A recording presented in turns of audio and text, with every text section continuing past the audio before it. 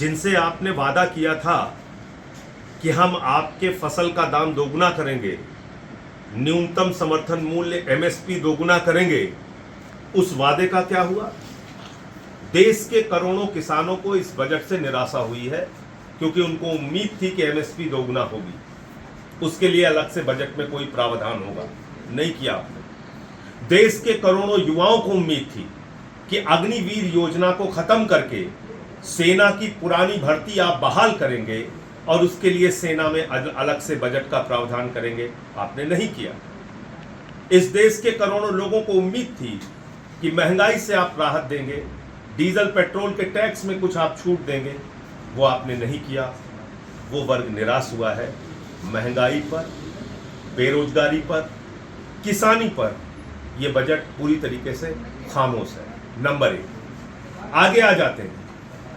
इस देश के छोटे निवेशक, जिनकी संख्या करीब करीब 10 करोड़ है, जो शेयर बाजार में अपना पैसा लगाते हैं और अपने घर के खर्च को चलाने के लिए वो एक रास्ता चुनते हैं, कुछ कंपनियों के शेयर खरीदते हैं।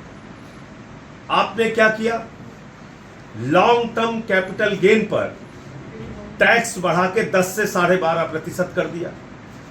शॉर्ट टर्म कैपिटल गेन पर टैक्स बढ़ा के 15 से 20% कर दिया। 10 करोड़ छोटे निवेशक, मतलब लगभग 30 करोड़ लोग, उनके परिवारों की संख्या आप मिला लीजिए तो आपने प्रभावित कर दिया। तो एक बड़े वर्ग को आपने निराश किया।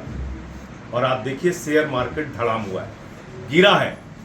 इसका मतलब कि इस बजट से घोर निराशा हुई है शेयर बाजार को भी और आम लोगों को भी। ग्रामीण सड़क योजना को फिर से एक तरह से लोन उसका फेज 4 शुरू किया जा रहा है, उसके लिए फंड का प्रावधान किया गया है।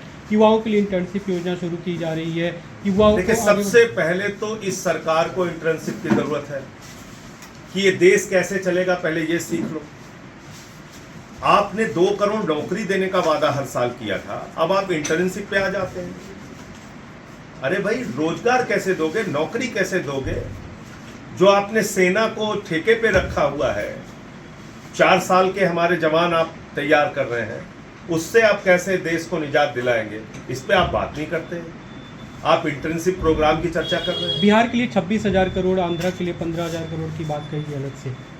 तो भाई साहब, आपने फिर सुना नहीं। 9 साल पुराना देश के प्रधानमंत्री का भाषण है। उन्होंने कहा था, जय प्रकाश जी की कर्मभूमि से बोल रहा हूं, 50,000 करोड़ से काम नहीं चलेगा, 60,000 चाहिए, 70,000 चाहिए, 80,000 चाहिए, 90,000 नहीं, 1.25 लाख करोड़ रुपए।